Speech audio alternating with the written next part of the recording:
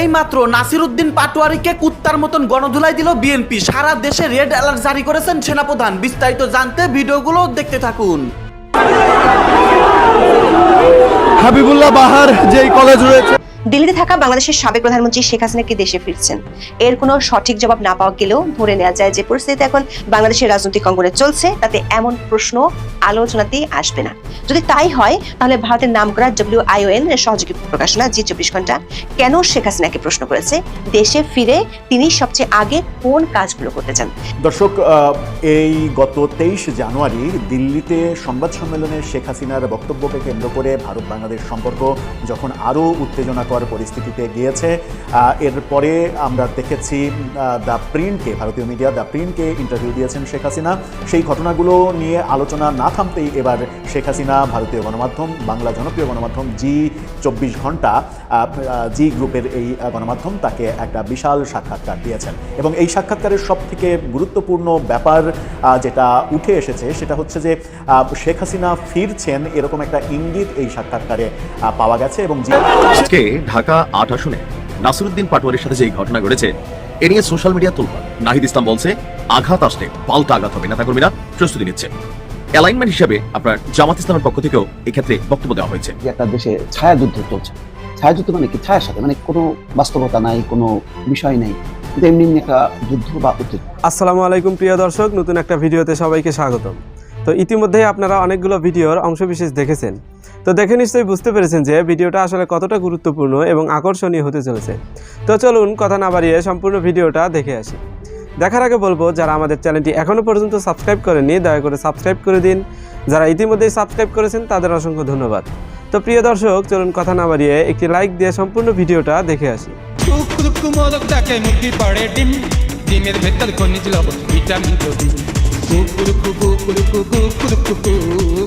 দিল্লিতে থাকা বাংলাদেশের সাবেক প্রধানমন্ত্রী শেখ হাসিনা কি দেশে ফিরছেন? এর কোনো সঠিক জবাব না পাওয়া গেলেও ধরে নেওয়া যায় যে পরিস্থিতি এখন বাংলাদেশের রাজনৈতিক অঙ্গনে চলছে তাতে এমন প্রশ্ন আলোচনাতেই আসবে না। যদি তাই হয় তাহলে ভারতের নামকরা WION সহযোগী প্রকাশনা জি24 ঘন্টা কেন শেখ হাসিনাকে প্রশ্ন করেছে দেশে ফিরে তিনি সবচেয়ে আগে কোন কাজগুলো করতে চান। যেখানে তার দল আওয়ামী লীগের কার্যক্রম নিষিদ্ধ, আদালত তার বিরুদ্ধে মৃত্যুদণ্ড দিয়েছে, আবার বাংলাদেশের নির্বাচনে আছে মাত্র 2 সপ্তাহ। এমন পরিস্থিতিতে শেখ হাসিনা কবে ফেরার পরিকল্পনা করছেন? এমন প্রশ্ন না করে ফেরার পর কি করবেন, এমন প্রশ্নকেই কিছু ভিন্ন ইঙ্গিত দেয়। আবার বাংলাদেশের নিয়ন্ত্রিত নির্বাচনকে কেন্দ্র করে প্রধান দুই জোটের মধ্যে উত্তেজনা যখন তুঙ্গে, বিএনপির শীর্ষ নেতা থেকে শুরু করে হেভিওয়েট প্রার্থীরা প্রতিপক্ষের বাক্যবাণে নাস্তানুবোধ, ঠিক তখন নতুন এই সাক্ষাৎকারে বিএনপির প্রতি নমনীয় অবস্থানের বার্তা কেন দিলেন সাবেক প্রধানমন্ত্রী শেখ হাসিনা? আবারও জানালেন সব দলের অংশগ্রহণে নির্বাচনের আহ্বান, ইঙ্গিত দিয়েছেন কিভাবে দল পুনর্গঠন করতে চান, দল থেকে ঝেড়ে ফেলতে চান বিতর্কিতদের। প্রশ্ন হলো, ডক্টর ইউনূসের সরকার যখন নিয়ন্ত্রিত এক নির্বাচন আয়োজনের দ্বার প্রান্তে, ঠিক তখন শেখ হাসিনার এই সাক্ষাৎকার কিসের বার্তা দিচ্ছে? মাঠের রাজনীতির নানামুখী জটিলতায় বিএনপি যখন হাবুডুবু খাচ্ছে, জামাতের প্রতি যুক্তরাষ্ট্র দূতাবাসের সরাসরি সমর্থন যখন ফাঁস হয়েছে, তখন এমন বার্তা কি বদলে দিতে পারে মেরুকরণ? সূত্রগুলো বলছে গত কয়েক সপ্তাহে পর্দার আড়ালে ঘটে যাওয়া বেশ কিছু ঘটনার আঁচ পাওয়া যায় শেখ হাসিনার এই সাক্ষাৎকারে। বিস্তারিত জানতে চলুন যাওয়া যাক বিশ্লেষণ। 24কে দেওয়া বড়সড় এই সাক্ষাৎকারে বাংলাদেশের সাবেক প্রধানমন্ত্রী শেখ হাসিনাকে প্রথম যে প্রশ্নটি করা হয়েছে সেটি হলো, বাংলাদেশে অবতরণের পর আপনার অগ্রাধিকার কি হবে? দর্শক, একটি সাক্ষাৎকার প্রথম প্রশ্ন হিসেবে এই প্রশ্নটি বেশ আলোচনার দাবি করে, কারণ যাকে এই প্রশ্নটি করা হয়েছে তার বিরুদ্ধে বাংলাদেশের কোর্টের দেয়া মৃত্যুদণ্ডের রায় আছে। তাকে বাংলাদেশের অন্তর্বর্তী সরকার বেশ কয়েকবার ভারত সরকারের কাছে ফেরত চেয়েছে, কিন্তু ভারত সরকার সে আবেদনে কোনো সাড়াই দেয়নি। এমন পরিস্থিতিতে শেখ হাসিনাকে কেন এমন প্রশ্ন করা হলো, যেটির অর্থ হলো শেখ হাসিনা বাংলাদেশে ফিরে গিয়ে কোন বিষয়কে প্রাধান্য দিবেন? দর্শক, সবাই জানে 2024 সালের 5ই আগস্ট আন্দোলনের মুখে আওয়ামী লীগের ক্ষমতা হারার পর থেকে বাংলাদেশের সাবেক প্রধানমন্ত্রী শেখ হাসিনা দিল্লিতে আছেন। তার বিরুদ্ধে আন্তর্জাতিক অপরাধ ট্রাইব্যুনালের প্রথম মামলা হয় ওই বছরের 17 অক্টোবর। তারপর অভিযোগ গঠনের মধ্য দিয়ে শুরু হয়েছিল বিচার। সবশেষে 397 দিনের মধ্যে তার বিরুদ্ধে গত বছরের 17 নভেম্বর আদালত মৃত্যুদণ্ডের রায় দেন। শেখ হাসিনার বিরুদ্ধে এই পর্যন্ত বাংলাদেশে দায়ের হওয়া মামলার সংখ্যা হলো 583টি। দেশের এমন কোনো থানা নেই যেখানে শেখ হাসিনার বিরুদ্ধে মামলা দায়ের হয়নি। এর মধ্যে বাংলাদেশের অন্তর্বর্তী সরকার কমপক্ষে 2 বার শেখ হাসিনাকে ফেরত দেওয়ার জন্য ভারতের কাছে কূটনৈতিক চ্যানেলে ভার্বাল নোট পাঠিয়েছিল। আবার শেখ হাসিনা ও আওয়ামী লীগের পক্ষ থেকে বলা হয় 2024 সালের 5ই আগস্ট তার জীবনের ঝুঁকি থাকায় তিনি ভারতে চলে গিয়েছেন। দলটির পক্ষ থেকে অভিযোগ করা হয় শেখ হাসিনাকে হত্যার জন্য ষড়যন্ত্রকারীরা পরিকল্পনা করেছিল। এমন পরিস্থিতিতে ভারতে গিয়ে 17 মাসের বেশি তিনি দিল্লিতে আছেন। এরই মধ্যে তিনি ভারতীয় একাধিক আন্তর্জাতিক গণমাধ্যমে সাক্ষাৎকারও দিয়েছেন। এসব সাক্ষাৎকারে অধ্যাপক ইউনূস ও অন্তর্বর্তী সরকারের সমালোচনা, আওয়ামী লীগকে নিষিদ্ধ করা এবং বাংলাদেশের সংখ্যালঘু সহ তার দলের নেতাকর্মীদের নির্যাতনের প্রসঙ্গই বেশি উঠে এসেছে। যদিও শেখ হাসিনা তার দলের নেতাকর্মীদের উদ্দেশ্যে যেসব অডিও বার্তা দেন সেগুলোতে তিনি বাংলাদেশে ফিরবেন এমন কথা বলতে শোনা গেছে। এছাড়া দু একটি সংবাদ মাধ্যমকে বলেছেন বাংলাদেশে গণতান্ত্রিক সরকার ক্ষমতায় আসলে তিনি ফিরবেন এমন মন্তব্য করেছেন। WION এর সহযোগী প্রকাশনা যে 24 ঘন্টার সাক্ষাৎকারটি সেদিক থেকে বেশ ভিন্ন। তাদের প্রথম প্রশ্নটি ছিল বাংলাদেশে অবতরণের পর আপনার অগ্রাধিকার কি হবে।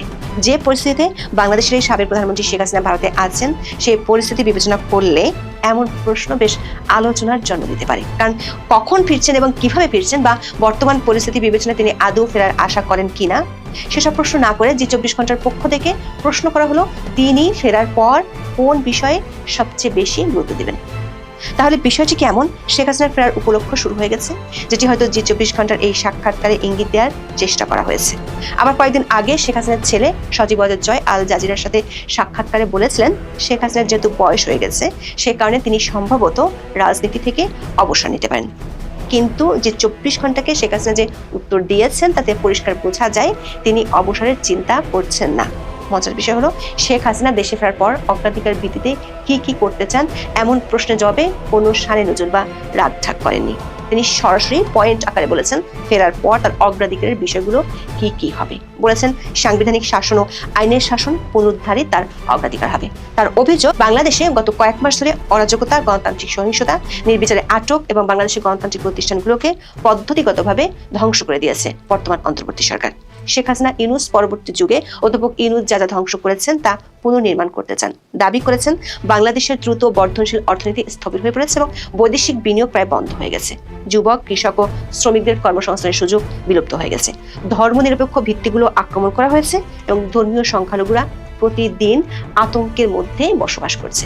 দেশের আইনের শাসন নেই, এর পরিবর্তে যা বিদ্যমান তা হলো মব সন্ত্রাসবাদ।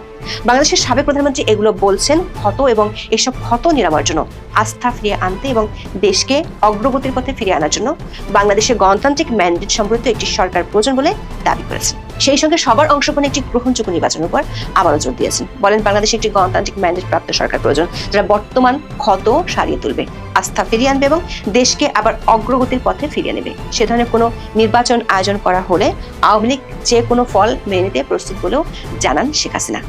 বলেন আওয়ামী লীগ সরকারে হোক বা বিরোধী দলে যে কোনো অবস্থান থেকে দেশের সেবা দিতে প্রস্তুত। যে 24 ঘন্টার পক্ষ থেকে দ্বিতীয় প্রশ্ন ছিল তারেক রহমান এবং বিএনপি কি বিশ্বাসযোগ্য। এই প্রশ্নের জবাবে বিএনপির প্রতি নমনীয় বার্তা দিয়েছেন শেখ হাসিনা। বলেন সংসদীয় রাজনীতিতে প্রতিদ্বন্দ্বী দল হিসেবে বিএনপি ও আওয়ামী লীগের সম্পর্কের ইতিহাস অনেক পুরনো। আওয়ামী লীগ সরকারে থাকার সময় বিএনপি বিরোধী দলে ছিল, আবার তারা যখন সরকারে ছিল আওয়ামী লীগের অবস্থান ছিল বিরোধীদের অবস্থানে। এভাবেই গণতন্ত্র কাজ করে এবং সুস্থ বিরোধিতা শাসন ব্যবস্থাকে শক্তিশালী করে। আওয়ামী লীগবিহীন মাঠের বর্তমান বাস্তবতা বিএনপি ও তারেক রহমানের জন্য অত্যন্ত কঠিন বলেও সতর্ক করেন শেখ হাসিনা। দর্শক, শেখ হাসিনা যে কঠিন পরিস্থিতির কথা বিএনপির জন্য বলেছেন তার অনেকটা আজ বাংলাদেশের ভোটের মাঠে দেখা যাচ্ছে। শেখ হাসিনার এই সাক্ষাৎকার প্রকাশের দিনই সকাল থেকে জামাত নেতৃত্বাধীন জোট বিএনপির শীর্ষ নেতৃত্বকে লক্ষ্য করে সরাসরি কামান দাগাতে শুরু করেছে। এর মধ্যে বিভিন্ন আসনে দেখা যাচ্ছে রক্তক্ষয়ী সংঘাত। অন্তর্বর্তী সরকার পরিকল্পিত নির্বাচনের তারিখ যতই এগিয়ে আসছে মাঠে ততই নানামুখী চাপে পড়ছে বিএনপি। ঢাকা ৮ আসনে জামাত নেতৃত্বাধীন 11 দলীয় জোটের প্রার্থী ও এনসিপি নেতা নাসিরুদ্দিন পাটোয়ারির উপর ডিম নিক্ষেপ ও তার পরের ঘটনা নিয়ে 27 জানুয়ারি দিনভর মেতেছিল ফেসবুক। হাবিবুল্লাহ ভার কলেজে নাসিরুদ্দিনের উপর ডিম হামলা হয়। এই ঘটনার জন্য প্রতিদ্বন্দ্বী প্রার্থী বিএনপির জ্যেষ্ঠ নেতা মির্জা আব্বাসকে দায়ী করে তীব্র ভাষায় কটাক্ষ এসেছে এনসিপির পক্ষ থেকে। এখানেই শেষ নয়, মির্জা আব্বাসের বাড়ির সামনে এবং নির্বাচনী এলাকায় ব্যাপক শোডাউন দেখিয়ে মিছিল করেন জামাতের নেতাকর্মীরা। একদিন আগে প্রকাশ্য রাস্তায় আধা ইংরেজি আধা বাংলায় ইউরোপীয় ইউনিয়নের পর্যবেক্ষকদের কাছে বিএনপির বিরুদ্ধে ভয়াবহ অভিযোগ ঠুকতেও দেখা যায়। তারেক রহমান টাকা দিয়ে করাল বস্তিতে ভোট কিনছেন বলেও দাবি করে বসেন নাসিরুদ্দিন। শুধু জামাত জোট নয়, দলের বিদ্রোহী প্রার্থীরাও দুশ্চিন্তার কারণ হয়ে দাঁড়াচ্ছেন। বিদ্রোহী প্রার্থীর সমর্থকদের সঙ্গে বিএনপির জোট প্রার্থীদের সংঘাত হয়ে উঠছে নিয়মিত ঘটনা। ময়মনসিংহের ভালুকায় 25শে জানুয়ারি বিএনপির প্রার্থী ও বিদ্রোহী প্রার্থীর সমর্থকদের ব্যাপক সংঘর্ষ হয়। পরদিন পটুয়াখালী 3 আসনে বিএনপি জোটের প্রার্থী নুরুল হক নূরের সমর্থকদের সঙ্গে বিদ্রোহী হাসান মামুনের সমর্থকদের সংঘর্ষ হয়। শরীয়তপুর 2 আসনে 27শে জানুয়ারি বিএনপি ও জামাত সমর্থকদের সংঘর্ষে আহত হন কমপক্ষে 12 জন। শেখ হাসিনা বলেছেন, তারেক রহমান 17 বছর লন্ডনে আরামদায়ক নির্বাসন জীবন কাটিয়েছেন, তবে যে কোনো নেতৃত্বের জন্য জবাবদিহি ও সরাসরি মাঠে উপস্থিত থাকা প্রয়োজন। বিদেশ থেকে নির্দেশনা দেয়া এবং তারপর পরিস্থিতি অনুকূলে এলে হঠাৎ ফিরে এসে নিয়ন্ত্রণ নেওয়া খুব কঠিন। স্বল্পমেয়াদী স্বার্থে উগ্রবাদী গোষ্ঠীর সঙ্গে বিএনপির একাত্ম হওয়ার প্রবণতা উদ্বেগজনক বলে মন্তব্য করেন আওয়ামী লীগ সভানেত্রী শেখ হাসিনা। বলেন, ইতিমধ্যে দেখা গেছে বিএনপি কর্মীরা ভোটারদের বাড়িতে গিয়ে ভয় ভীতি দেখাচ্ছেন, ভোট দিতে বাধ্য করতে তারা সহিংসতার হুমকি দিচ্ছেন। এটি কোনো গণতন্ত্র নয়, বরং জবরদস্তি। বিএনপির উদ্দেশ্যে যথাযথ সংসদীয় গণতন্ত্র পুনঃপ্রতিষ্ঠা করার ভূমিকা রাখার আহ্বান জানান শেখ হাসিনা। সেক্ষেত্রে বিরোধী দলের আসনে বসতেও আওয়ামী লীগের আপত্তি না থাকার ইঙ্গিত দেন। বলেন, প্রকৃত বিরোধী দল ছাড়া সংসদ আদৌ কোনো সংসদ নয়। সাক্ষাৎকারে বিএনপির প্রয়াত চেয়ারপারসন বেগম খালেদা জিয়ার সম্পর্কে সম্মানসূচক প্রতিক্রিয়া জানাতেও দেখা গেছে। খালেদা জিয়ার প্রতি শেষ শ্রদ্ধা জানাতে ভারতের পররাষ্ট্রমন্ত্রী জয়শঙ্করের ঢাকা আসার ঘটনাকে শেখ হাসিনা দেখছেন স্বাভাবিক কূটনৈতিক শিষ্টাচার হিসেবে। এই সংক্রান্ত প্রশ্নের জবাবে বলেন, ভারতের পদক্ষেপটি ছিল একজন সাবেক সরকার প্রধানের প্রতি কূটনৈতিক সৌজন্য ও সম্মান প্রদর্শনের অংশ। খালেদা জিয়ার রাজনৈতিক জীবনের ভূমিকা অস্বীকার করার উপায় নেই। জাতির প্রতি তার অবদান ছিল গুরুত্বপূর্ণ। তার মৃত্যুতে পরিবার এবং শোকাহত সমর্থকদের প্রতি সমবেদনা জানান আওয়ামী লীগের সভানেত্রী। এরপরে তিনি বাংলাদেশে ভারতের মৌলিক স্বার্থ অপরিবর্তিত আছে মন্তব্য করেন। বলেন, ভারত বাংলাদেশ একটি নির্ভরযোগ্য অংশীদার চায়, যারা স্থিতিশীলতা বজায় রাখতে পারে, সংখ্যালঘুদের সুরক্ষা দিতে পারে, প্রতিশ্রুতি রক্ষা করতে পারে এবং আঞ্চলিক সহযোগিতা অব্যাহত রাখতে সক্ষম। বর্তমানে সেই অবস্থাটি নেই দাবি করে শেখ হাসিনা বলেন, উগ্রবাদীরা ধর্মীয় সংখ্যালঘুদের আতঙ্কের মাঝে রেখেছে। তারা সাংবাদিকদের হুমকি দিচ্ছে এবং কূটনৈতিক স্থাপনায় হামলা চালাচ্ছে। এটি বাংলাদেশ ভারত কোনো দেশেরই স্বার্থ রক্ষা করছে না। তবে তিনি বিশ্বাস করেন, একদিন দুই দেশের স্বাভাবিক অংশীদারিত্ব পুনরুদ্ধার হবে। G24-এর একটি প্রশ্ন ছিল বাংলাদেশের রাজনীতিতে কোণঠাসা হয়ে পড়া আওয়ামী লীগের পুনর্গঠন নিয়ে। শেখ হাসিনা জবাবে আওয়ামী লীগের নেতৃত্ব পুনর্গঠনের উদ্যোগ নেওয়ার ইঙ্গিত পাওয়া গেছে। তিনি দাবি করেছেন, আওয়ামী লীগ কখনোই একটি পরিবারের দল ছিল না। এটি কোটি কোটি বাংলাদেশের দল, যারা গণতন্ত্র, স্বাধীনতা এবং 1971 সালের মূল্যবোধে বিশ্বাস করে। তবে বর্তমান সংকট দলের কোথায় কোথায় সংস্কার প্রয়োজন তা দেখিয়ে দিয়েছে। শেখ হাসিনা বলেছেন, তিনি কোন ধরনের নেতা খুঁজছেন দল পুনর্গঠনের জন্য। বলেছেন, এখন এমন নেতাদের প্রয়োজন যারা নতুন প্রজন্মের সঙ্গে সংযোগ স্থাপন করতে পারেন। তারা শহর ও গ্রামীণ এলাকায় তরুণদের চ্যালেঞ্জগুলো বুঝতেও সক্ষম হবেন। তবে তার আগে প্রয়োজন মনে করেন একটি গণতান্ত্রিক পরিবেশ। কারণ হিসেবে তিনি বলেছেন, একটি দল যখন নিষিদ্ধ থাকে, হাজার হাজার সমর্থককে নির্বিচারে আটক এবং নির্যাতন করা হয়, দলের সদস্যপদ থাকাকে অপরাধ হিসেবে গণ্য করা হয়, তখন কোনো রাজনৈতিক দলের সংস্কার করা সম্ভব নয়। দর্শক, সাক্ষাৎকারে জামাত এনসিপিকে তীব্র ভাষায় আক্রমণ করেছেন শেখ হাসিনা আর দল দুটির প্রশ্রয়দাতা হিসেবে অভিযুক্ত করেন ডক্টর মোহাম্মদ ইউনূসকে। এর মাধ্যমে বিএনপির প্রতি নমনীয় দৃষ্টিভঙ্গিও পরিষ্কার হয়েছে। সেই সঙ্গে বিশেষভাবে জোর দেন মুক্তিযুদ্ধের চেতনা, ধর্মনিরপেক্ষ, গণতান্ত্রিক ও সমৃদ্ধ বাংলাদেশের উপর। দাবি করেন, ভয় ও বর্জনের উপর গড়ে ওঠা শাসন ব্যবস্থা দীর্ঘস্থায়ী হবে না। প্রশ্ন হলো, শেখ হাসিনা এই বার্তাকে বিএনপিকে নতুন কোনো মেরুকরণে আগ্রহী করবে, নাকি নিজেদের ঠিক করে ছকে এগোতে অটল থাকবেন তারেক রহমান? এখন এই পর্যন্ত সবাই ডিমের ভেতর খনিজ লবণ, ভিটামিন প্রোটিন। তথাকথিত জুলাই আন্দোলনের নামে যে ভয়াবহ নৈরাজ্য এবং সন্ত্রাসের জন্ম দিয়ে নাসিরুদ্দিন পাটোয়ারি, হাসনাত আব্দুল্লাহ, নাহিদ ইসলাম, সার্জিস আলমরা ডক্টর মোহাম্মদ ইউনূসকে ক্ষমতায় বসিয়েছিল, তার মুখোশ খসে পড়তে খুব বেশি সময় লাগেনি। দীর্ঘ 1.5 বছর পর সাধারণ মানুষ আজ হাড়ে হাড়ে বুঝতে পারছে যে ছাত্র আন্দোলনের সাইনবোর্ড ব্যবহার করে মূলত জামায়াত শিবিরের এজেন্ডা বা ক্ষমতায় যাওয়ার পথ পরিষ্কার করা হয়েছে। সাধারণ মানুষের লাশ আর রক্তের উপর দাঁড়িয়ে তারা যে ক্ষমতার মসনদ গড়েছিল তা এখন টলমল করছে। ঢাকা 8 আসনে জামায়াতের প্রার্থী নাসিরুদ্দিন পাটোয়ারির উপর বারবার ডিম হামলাকে আমি এভাবেই দেখি। আপনি দেখেন, রাজনীতির নিষ্ঠুর বাস্তবতা হলো জনগণের আস্থা হারিয়ে ফেললে সেই নেতার পতন অনিবার্য হয়ে ওঠে। নাসিরুদ্দিন পাটোয়ারি আজ সেই তিক্ত সত্যের মুখোমুখি দাঁড়িয়ে আছেন, যিনি একসময় তথাকথিত আন্দোলনের নামে রাস্তায় সাধারণ মানুষকে নামিয়ে ক্ষমতা দখলের স্বপ্ন দেখিয়েছিলেন। আজ সেই নাসিরুদ্দিন পাটোয়ারি বা তাদের সমর্থকরাই জনগণের ছুড়ে দেওয়া ডিম খাচ্ছে দাঁড়িয়ে দাঁড়িয়ে। এটি শুধু একটি প্রতীকী প্রতিবাদ নয়, বরং জুলাই সন্ত্রাসের মূল কারিগরদের প্রতি জনগণের পুঞ্জীভূত ক্ষোভের বহিঃপ্রকাশ। যেখানে নাসিরউদ্দিন সেখানে ডিম বা আন্ডা। আপনি দেখবেন কিছুদিন পরে নাহিদ খাবে, ডিমের বাড়তি কিছু খেতে পারে, হাসনাত খাবে, সার্জিস খাবে। দীর্ঘ 1.5 বছর পর মানুষ স্পষ্টভাবে বুঝতে পেরেছে বা বুঝে গেছে যে নাসিরউদ্দিন পাটোয়ারি, হাসনাত আব্দুল্লাহ, নাহিদ ইসলাম, সার্জিস আলমদের মতো ব্যক্তিরা আসলে জামায়াত শিবিরের প্রশিক্ষিত সন্ত্রাসী ছিল। তারা আন্দোলনের নামে মানুষ হত্যা করেছে, সাধারণ নাগরিকদের বিভ্রান্ত করেছে এবং শেষ পর্যন্ত ডক্টর মোহাম্মদ ইউনূসের মাধ্যমে ক্ষমতা কুক্ষিগত করেছে। এই চক্রান্তের প্রকৃত রূপ এখন জনগণের কাছে একদম স্বচ্ছ। রাজনৈতিক ইতিহাসে এমন উদাহরণ বিরল যেখানে একজন নেতাকে বারবার ডিমের মুখোমুখি হতে হয়। কিন্তু নাসিরউদ্দিনের ক্ষেত্রে এই ঘটনা এখন নিয়মিত বিষয় হয়ে দাঁড়িয়েছে। যেখানেই তিনি যাচ্ছেন সেখানেই তাকে ডিমের সাথে যুদ্ধ করতে হচ্ছে। এই পরিস্থিতি তার রাজনৈতিক অবস্থানের করুণ চিত্রকে তুলে ধরে। সর্বশেষ রাজধানীর হাবিবুল্লাহ বাহার কলেজ এলাকায় নির্বাচনী প্রচারণায় গিয়ে নাসিরউদ্দিন পাটোয়ারি যে পরিস্থিতির শিকার হয়েছেন তা ইতিহাসের এক নির্মম কৌতুক। একসময় এই নাসিরউদ্দিন পাটোয়ারিরাই আওয়ামী লীগের নেতাকর্মীদের উপর আদালতে ডিম ছুটত, তাদের বিক্ষুব্ধ ছাত্রজনতা বলে নিজেরাই নিজেদের সার্টিফিকেট দিয়েছিল। আজ সময়ের চাকা ঘুরে গেছে। আজ সেই একই জনতা, সেই একই বিক্ষুব্ধ মেজাজে নাসিরউদ্দিনদের উপর পচা ডিম ছুড়ে মারছে। প্রত্যক্ষদর্শীদের ভাষ্যমতে নাসিরউদ্দিন যখন গণসংযোগ করছিলেন তখন জনতার একাংশ ভুয়া ভুয়া স্লোগান দিয়ে তাকে ধিক্কার জানায়। কেবল স্লোগান নয়, বৃষ্টির মতো পচা ডিম নিক্ষিপ্ত হতে থাকে তার এবং তার সঙ্গীদের দিকে। এই ডিমের আঘাতে নাসিরউদ্দিনের গা মাথা যেমন ভিজেছে, তেমনি তার সঙ্গে থাকা জামায়াত শিবির এবং জাতীয় নাগরিক পার্টির বা নাপার কর্মীরাও রেহাই পায়নি। কারো কারো চোখে ডিমের কুসুম ঢুকে তীব্র জ্বালাপোড়া সৃষ্টি হয়েছে। আসল কথা হলো এই জ্বালাপোড়া এখন তো চোখে হচ্ছে, কিছুদিন পরে এই জ্বালাপোড়া শরীরের সর্বত্র ছড়িয়ে পড়বে। আপনি লিখে রাখতে পারেন, নাসিরউদ্দিন পাটোয়ারিদের উত্থান হয়েছিল মিথ্যার উপর ভর করে।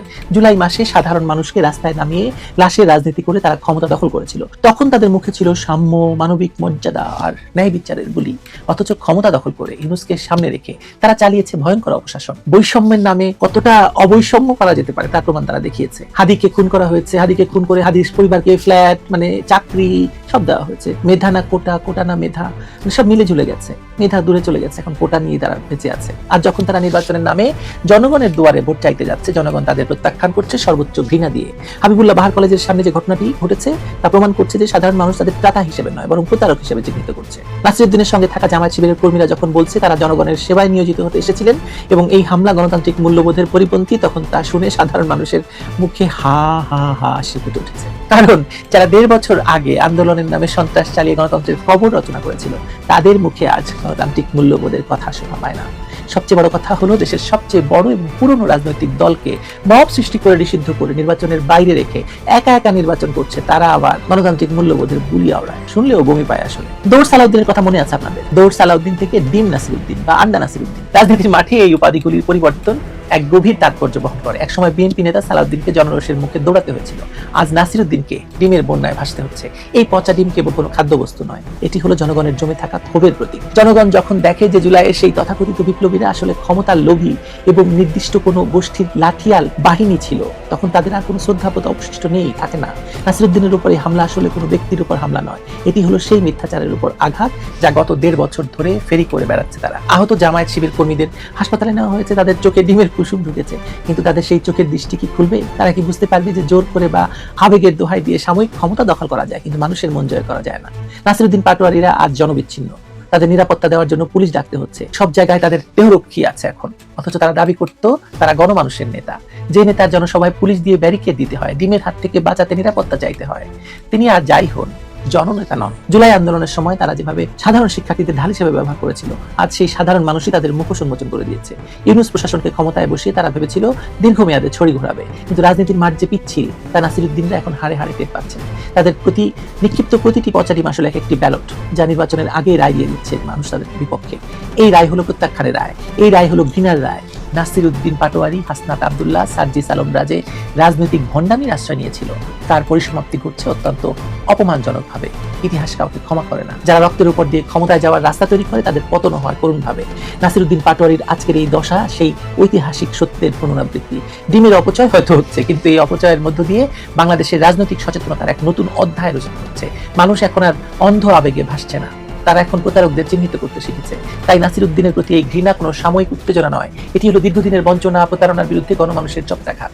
নির্বাচনের ফলাফল যাই হোক, জনগণের আদালতে নাসিরউদ্দিন পাটোয়ারিরা ইতিমধ্যে দোষী সাব্যস্ত হয়েছেন এবং তাদেরকে শাস্তি হলো ধিক্কার এবং পচা ডিমের গ্লানি দেওয়া তাদের উপর। নাসিরউদ্দিন পাটোয়ারিরা এখন বুঝুক রাজপথে নেমে ক্ষমতা দখল করা সহজ, কিন্তু জনগণের হৃদয় জয় করা অতি কঠিন। এই ডিমগুলো শুধু পচা ডিম নয় বাহে, আপনাদের দিকে ছুড়ে দেওয়া মানুষের ঘৃণা বিষ্ঠাও বলতে পারে। নাসির পাটোয়ারিকে ডিম থেরাপির পেছনে আসল কাহিনীটা কি? যেখানে এই ঘটনা ঘটেছিল ওইখানে কি ওই প্রোগ্রামে নাসির কি দাওয়াতে ছিল? চলুন একটু শুনি। উইদাউট ইনভাইটেশন উনি আসছিল, কোনো ইনভাইট করা হয় না ওনাকে। যতদূর জানি মির্জা আব্বাস ওনার এখানে আসার কথা। জি, মির্জা আব্বাস সাহেবের এখানে আসার কথা ছিল। মানে কি নাসিরউদ্দিন পাটোয়ারিকে আমন্ত্রণ জানানো হয়নি, নিজ থেকে ওনাকে আমন্ত্রণ কর্তৃপক্ষ থেকে ওনাকে আমন্ত্রণ জানানো নিশ্চয়ই হয়নি। শুনেছেন। এখানে ঘটনার পেছনে কিন্তু অন্য জায়গা থেকে কাহিনীটা শুরু হয়েছে। অর্থাৎ যেই কলেজে এই পিঠা উৎসবটা ছিল সেই কলেজে আনুষ্ঠানিকভাবে দাওয়াতে ছিলেন মির্জা আব্বাস। আর এই কলেজের অনেক স্টুডেন্ট যারা তাদের অর্থনৈতিকভাবে ভর্তির ব্যাপারে অনেক কিছুতে নাকি সহযোগিতা করেন মির্জা আব্বাস। তো যখন নাসির পাটোয়ারি এখানে দাওয়াত ছাড়া প্রবেশ করতে যান, কয়েকটা ভিডিও ফুটেজ আপনারা দেখছেন, সেখানে ঢুকার সময় কিন্তু তিনি বাধার মুখে পড়েন মানে বিএনপি নেতা কর্মীদের। এখানে যারা ছিল কলেজ লেভেলে তারা বলছিল যে ভাই আপনার তো দাওয়াত দেওয়া হয়নি, আপনি কেন আসছেন? তো পাশে থেকে কেউ বলছেন যে তো কি হয়েছে, আসছে, অনুষ্ঠানটা সুন্দর হবে। এইরকম একটা পরিস্থিতির মধ্যে নাসির পাটোয়ারি সেখানে প্রবেশ করেন। প্রবেশের সময় ছাত্রদের একটা অভিযোগ ছিল যে আপনি গতকালকে বলছেন মির্জা আব্বাস গ্যাংস্টার, তো আপনি কি গ্যাংস্টারের প্রমাণ দিতে পারবেন? অর্থাৎ আমি আমার আগের ভিডিওতে বলছি নাসির পাটোয়ারি যে কি বলছে ইমব্যালেন্সড কথাবার্তা বলছে জিয়া পরিবারকে নিয়ে, বিএনপিকে নিয়ে, অথবা মির্জা আব্বাসকে নিয়ে যেভাবে নাসির পাটোয়ারি প্রতিদিন কথা বলে, চাঁদাবাজ থেকে শুরু করে ওই যে হাফ প্যান্ট পরে দাঁড়া করাই রাখবে। দেখেন রাজনীতিতে বক্তব্য থাকবে, কিন্তু এমন বক্তব্য না যে বাবার বয়সে একজন নেতারে হাফ প্যান্ট পরে দাঁড়া করে রাখবে। এটা আপনার বাপ হলে আপনার খারাপ লাগতো, আপনার নেতা হলে আপনার খারাপ লাগতো। মানে রাজনীতিতে ভাষার শালীনতা, নাসির পাটোয়ারি এনসিপির সকল নেতাকর্মীদের মধ্যে ভাষাগত দিক থেকে একটু কিন্তু কি বলা হয় যে মানে শালীনতায় তার ঘাটতি আছে। ইভেন এরপরে আমরা যেটা দেখলাম যে তারা ব্যান্ডেজ ট্যান্ডেজ করা যে ছবিগুলা, সবার মাথায় সাদা ব্যান্ডেজ, হাতে ব্যান্ডেজ, মাথা মতো নাইরা আবার কথা বলতেছেন, কেউ আজাদি মুভমেন্টের একজন নেতা। এখন এই ছবিগুলো নিয়ে প্রশ্ন উঠছে যে ডিম মাইরা আসলে মাথা ফাটাই দেওয়া যায়, এটা কি সম্ভব? এদের মানে যে 5-7 জনের ব্যান্ডেজের ছবিগুলো আমরা দেখছি, আমার কাছে একটু আশ্চর্য লাগছে যেটা কি প্লাস্টিকের পাথরের ডিম কিনা। এখন এনসিপির নেতা কর্মীদের অভিযোগ বা নাসির পাটোয়ারির সাথে যারা গিয়েছিল যে শুধু ডিম না পাথরও মারছে। এখন সেই পাথর কোথায়, এটাকে খুঁজে বের করা উচিত যে আসলে পাথর মারা হয়েছে নাকি নাটক করে। কমেন্টে ভরে গেছে নাটক কম করো প্রিয়, তোদের নাটক বুঝে গেছে বাংলাদেশ। অর্থাৎ এখানে টোটাল যে বিষয়টাতে নাসিরের এখানে অনুপ্রবেশ ছিল অলিখিতভাবে, একটা কলেজের প্রোগ্রাম, এখানে আপনাকে অনুমোদন নেওয়ার একটা বিষয় আছে, অনুমতি নেওয়ার একটা বিষয় আছে।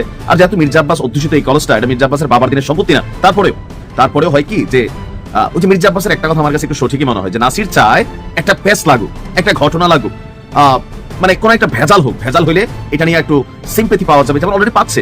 যারা এই নাসির পাটোয়ারির ফলোয়ার আছেন বা ভোটার আছেন তারা কিন্তু একটা মুভমেন্টে চলে গেছে, এমনকি তাদের যারা এলাই আছে অর্থাৎ জামাত ইসলাম সহ বাকিরা যারা, তারা কিন্তু এখানে এটা নিয়ে একটা অবস্থান তৈরি করার চেষ্টা করছেন। তো আমার কাছে মনে হচ্ছে যে সামনে নির্বাচনকে কেন্দ্র করে অনাকাঙ্ক্ষিত বা ইচ্ছাকৃতভাবে কোন রকম ঘটনার মধ্যে যে নিজে পা দেওয়া, ভেজাল তৈরি করা, রাষ্ট্রকে দেশকে অস্থিতিশীল করা, এগুলোর প্রয়োজন নাই।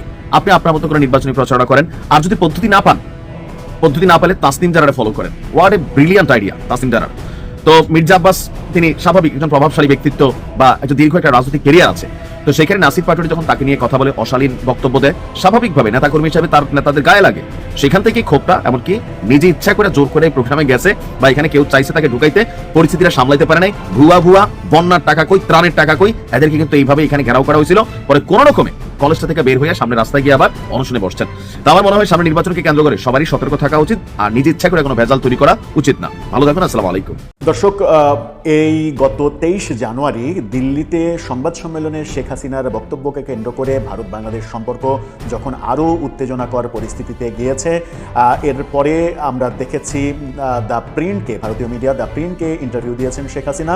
সেই ঘটনাগুলো নিয়ে আলোচনা না থামতেই এবার শেখ হাসিনা ভারতীয় গণমাধ্যম, বাংলা জনপ্রিয় গণমাধ্যম জি24 ঘন্টা, জি গ্রুপের এই গণমাধ্যম তাকে একটা বিশাল সাক্ষাৎকার দিয়েছেন। এবং এই সাক্ষাৎকারের সব থেকে গুরুত্বপূর্ণ ব্যাপার যেটা উঠে এসেছে সেটা হচ্ছে যে শেখ হাসিনা ফিরছেন এরকম একটা ইঙ্গিত এই সাক্ষাৎকারে পাওয়া গেছে। এবং জি24 জি24 ঘন্টা যে প্রশ্নগুলো করেছে, যে প্রশ্ন প্রথমে করেছে, যে প্রশ্নগুলো সামনে এনেছে, সেই প্রশ্নগুলো এক ধরনের ইঙ্গিত দেয় যে শেখ হাসিনা খুব শীঘ্রই দেশে ফিরবেন, এরকম একটা মনস্তাত্ত্বিক ব্যাপার তার মধ্যে কাজ করছে। তাহলে কি কোনো সিগন্যাল কাজ করছে শেখ হাসিনার পক্ষে, নাকি সরকারের আহ্বানে সাড়া দিয়ে শেখ হাসিনা দেশে ফিরতে বাধ্য হচ্ছেন এবং বিচারের মুখোমুখি হবেন?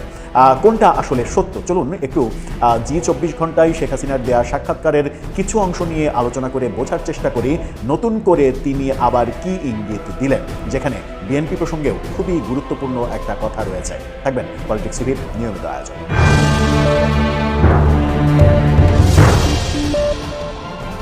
দর্শক, বলছিলাম ভারতীয় গণমাধ্যম জি24 ঘন্টায় এবার সাক্ষাৎকার দিয়েছেন। একের পর এক এই কর্মসূচিগুলো শেখ হাসিনার যখন দেখা যাচ্ছে, তখন আওয়ামী লীগের যে আন্তর্জাতিক লবিং, সেই লবিস্ট ফার্ম অনেক আগেই তারা নিয়োগ করেছিলেন। সেই লবিস্ট ফার্মের কাজ, আওয়ামী লীগের অভ্যন্তরীণ লবিং, এই লবিংগুলো বেশ ভালোভাবে কাজে দিচ্ছে বলে মনে হতে পারে। সেই ক্ষেত্রে বর্তমান সরকারের, আমাদের যে সরকার, অন্তর্বর্তীকালীন সরকার, তাদের লবিং খুব একটা কাজে দিচ্ছে না বলেও আপনার মনে হতেই পারে। জি24 ঘন্টায় শেখ হাসিনা কি বললেন, তারা যেটা শিরোনাম করেছে, শিরোনামটা দেখে নিতে পারেন। সেখানে বলছে, শেখ হাসিনা আইনের শাসন ফিরিয়েই দেশে ফিরব, বাংলা সংবাদ মাধ্যমে এক্সক্লুসিভ শেখ হাসিনা। সেখানে তারা বলছে যে মব সন্ত্রাস, গণগ্রেপ্তার, অর্থনীতির ধস, বাংলাদেশ নিয়ে বিস্ফোরক সাক্ষাৎকার আওয়ামী লীগ নেতৃত্বের প্রধানের, বাংলাদেশের প্রাক্তন অপসারিত নির্বাসিত নেত্রী শেখ হাসিনার। সেখানে জি24 ঘন্টা ইন্টারেস্টিংলি প্রথম প্রশ্ন যেটা করেছিল সেটা হচ্ছে, বাংলাদেশে পা রাখার পর আপনার প্রথম অগ্রাধিকার কী হবে? অথচ বাংলাদেশে তার ফেরার কোনো নামগন্ধই নেই, ফেরা নিয়ে কোনো আলোচনা নেই। তাকে ফেরাতে চেষ্টা করছে বাংলাদেশ সরকার, কিন্তু ভারতীয় সরকার বারবার সেই অনুরোধ প্রত্যাখ্যান করেছে, এরকমটা আমরা দেখছি। কিন্তু জি24 ঘন্টা প্রথম প্রশ্নটাই করছে, বাংলাদেশে পা রাখার পর আপনার অগ্রাধিকার কি হবে? মানে যেন মনেই হচ্ছে শেখ হাসিনা এই তো কয়েকদিনের মধ্যেই দেশে ফিরছেন এবং বীর বিক্রমে ফিরছেন। সেটা কি আদৌ কোনো সম্ভাবনা রয়েছে? কিন্তু উত্তরে তিনি কি বললেন? উত্তরে বলছেন, আমার প্রথম এবং সর্বোচ্চ অগ্রাধিকার হবে সংবিধান সম্মত শাসন ব্যবস্থা ও আইনের শাসন পুনঃপ্রতিষ্ঠা। গত কয়েক মাস ধরে বাংলাদেশ কার্যত আইনের শাসনের বাইরে চলেছে। মব সন্ত্রাস, বিচার বহির্ভূত গ্রেপ্তার, গণহারে আটক, গোটা গণতান্ত্রিক কাঠামো ভেঙে দেওয়া হয়েছে।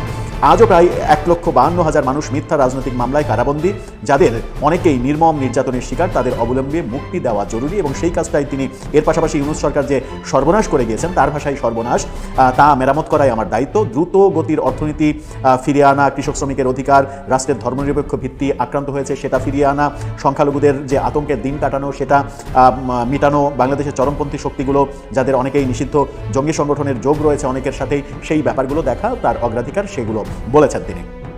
তারেক রহমান এবং বিএনপি, তাদের কি বিশ্বাস করা যায়? জি24 ঘন্টা এই প্রশ্ন করেছে, তারেক রহমান এবং বিএনপিকে কি বিশ্বাস করা যায়? সেখানে কিন্তু শেখ হাসিনা কোনো নেগেটিভ উত্তর দেননি, তিনি পজিটিভ উত্তর দিয়েছেন। এবং এই পজিটিভ উত্তরই বলে দেয় যে বিএনপির সঙ্গে আওয়ামী লীগের এক ধরনের মানে সমঝোতা। তো প্রিয় দর্শক, আশা করছি সম্পূর্ণ ভিডিওটা মনোযোগ দিয়ে দেখেছেন। তো দেখে কি বুঝলেন, কি জানলেন, আপনাদের গুরুত্বপূর্ণ মতামতগুলো আমাদের কমেন্ট বক্সে জানিয়ে দিন। পারলে ভিডিওটা শেয়ার করে অন্যকে দেখার সুযোগ করে দিন। আবারও বলছি, যারা আমাদের চ্যানেলটি এখনও পর্যন্ত সাবস্ক্রাইব করেননি, দয়া করে সাবস্ক্রাইব করে দিন। যারা ইতিমধ্যেই সাবস্ক্রাইব করেছেন তাদের অসংখ্য ধন্যবাদ। তো প্রিয় দর্শক, আজকের মতো এ পর্যন্তই। দেখা হবে পরবর্তী কোনো নিউজে। ততক্ষণ সবাই ভালো থাকবেন, সুস্থ থাকবেন। আল্লাহ হাফেজ।